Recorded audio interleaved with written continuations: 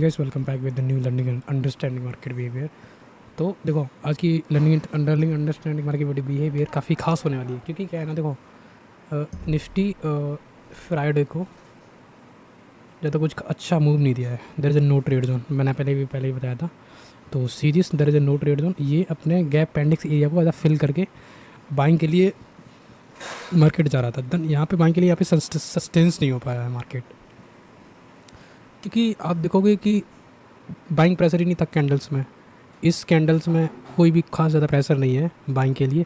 Then जब कितना 10:45 के बाद 11 बजे की जो कैंडल बनी थी, सीरीज पूरी कैंडल को एज ऑब्जर्व कर लिया, पूरी कैंडल को जो सेलिंग साइड ले गया मार्केट, क्योंकि सेलिंग प्रेशर इतनी तेज़ से आया तो पूरी मार्केट को एज इंगुल्फ कर गया वहाँ। ठीक है, तो यहाँ पे क्या है, देखो यहाँ पे सिंपल है दैट कि जो सेलर्स हैं वो एज इंटरेस्टेड हैं फॉर द सेलिंग के लिए। तो सेलिंग पावर काफ़ी ज़्यादा थी इस जोन पे। देन हमें अभी सेलिंग के लिए ट्रेड प्लान करना चाहिए, क्योंकि देखो जो स्ट्रक्चर था, जो हमारा स्ट्रक्चर चेंज हुआ था, यहाँ से higher high higher low, then higher high फिर से हायर लो, तो इसने हायर लो तोड़ दिया यहाँ पे।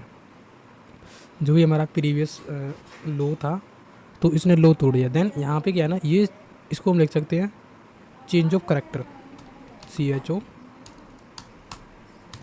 CHO भाई क्या हो गया, बड़ा कर दूँ मैं, CHO गॉट इट। चलो, तो जब ये change of character break down हुआ, यहाँ से मार्केट का प्रॉपर चेंज जो भी स्ट्रक्चर था वो जब बेरिस शिफ्ट हो गया, तो मे बी हमें नीड है यहाँ पे कि जब भी मार्केट आ जाए ये हैंड। देखो यहाँ पे एक चीज़ हो रहा है, ये आप देख रहे हो हेड एंड शोल्डर जैसा पैटर्न जैसा कुछ बनाया है, तो इसका ब्रेकआउट आना चाहिए, देन कंटिन्यू करना चाहिए फॉर द सेलिंग साइड। तो हमें नीड है यहाँ पे एक फ्रेश ब्रेकआउट की, जहाँ से मार्केट सेलिंग के लिए जा सके। ओके, तो फिलहाल के लिए निफ्टी में यही है, और बैंक निफ्टी को देख के फिर निफ्टी में कंबाइन करते हैं कि क्या चीज़ है, और हम बैंक निफ्टी में एनालिसिस करते हैं। दोनों का चार्ट सेम ही रहता है, मैं बताता रहता हूँ इस चीज़ के बारे में कि दोनों का चार्ट सेम ही है। देखो मिटिगेशन वो सॉरी चेंज ऑफ, ये मेन चेंज ऑफ करेक्टर है, जहाँ से मार्केट ने ऐसा रीटेस्ट लेके देन कंटिन्यू कर सकता है फॉर द सेलिंग साइड। क्यों?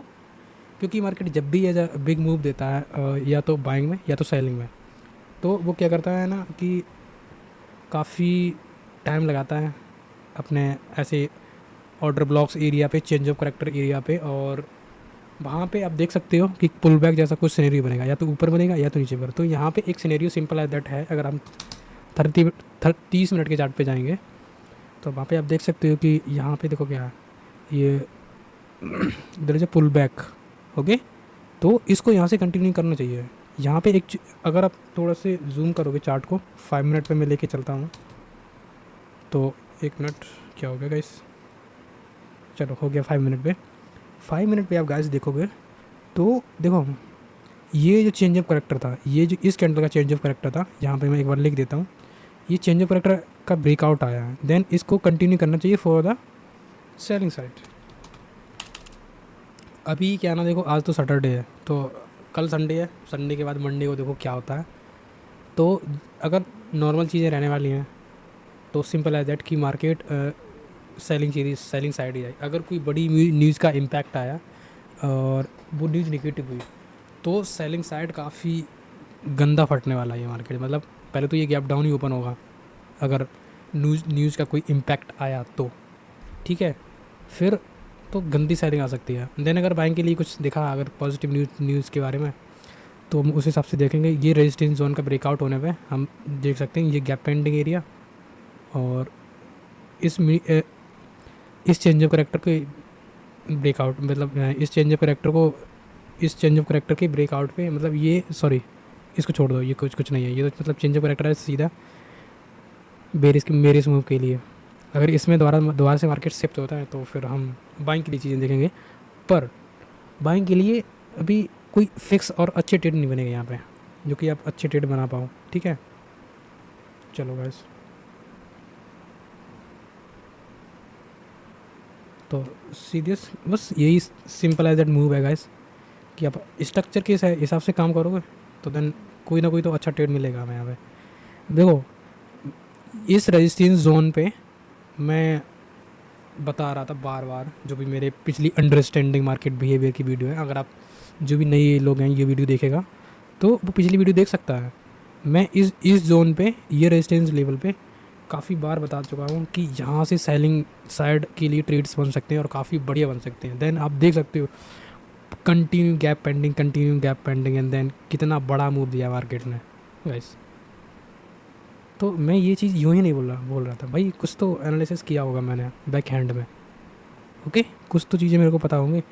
प्रॉपर 3,000 का मूव दिया है गाइस, 3,000 का बैंक निफ्टी ने। और निफ्टी की अगर बात करूँ मैं, तो निफ्टी में देखते हैं कितना मूव है।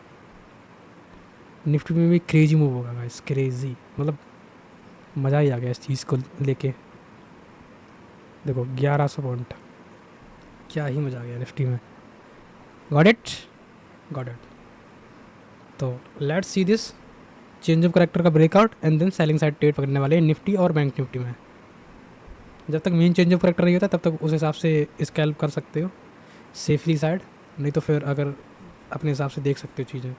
अगर मेन चेंज ऑफ करेक्टर का ब्रेकआउट आ गया तो फिर तो भाई क्या ही मज़ा आएगा। ये जो एरिया है, ब्रेकर लाइन एरिया, यहाँ से मेन चेंज ऑफ करेक्टर का ब्रेकआउट आना चाहिए, जो कि जिस चीज़ की हमें नीड है, मतलब इसकी नीड है। तो इसके बाद जो मार्केट में भी गंदा फट सकता है यहाँ पे।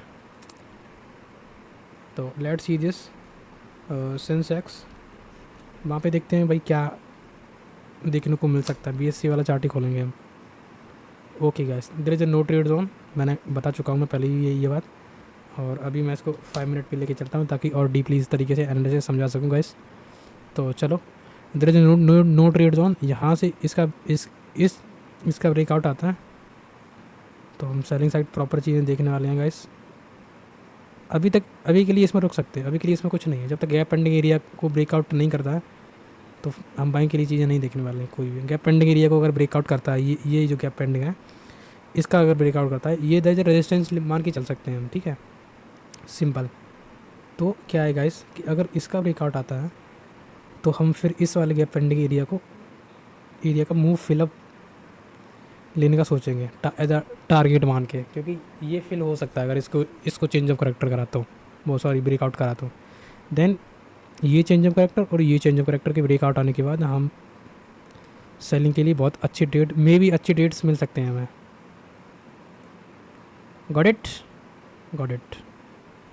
Okay guys, so let's just continue for this trade and then काफ़ी ज़्यादा मजा आने वाला है निफ्टी और बैंक निफ्टी में। तो मेरे ख्याल से देखो अभी जो मार्केट में काफ़ी कुछ चल रहा है, न्यूज़ में काफ़ी कुछ चल रहा है, बहुत सारी चीज़ें चल रही हैं न्यूज़ में।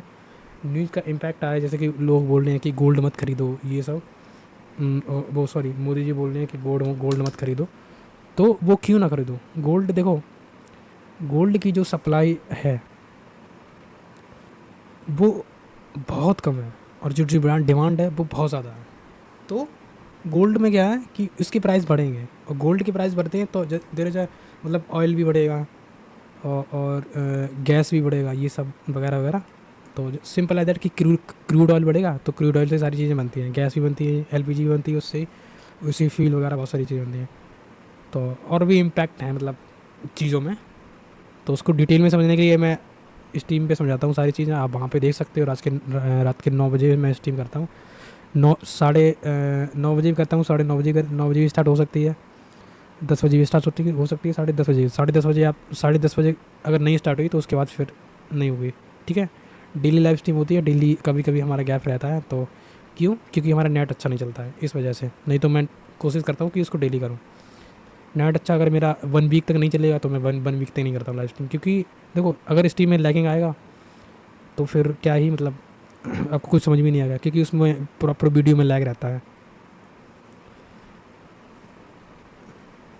तो बेसिकली मैं मतलब गांव का बंदा हूँ।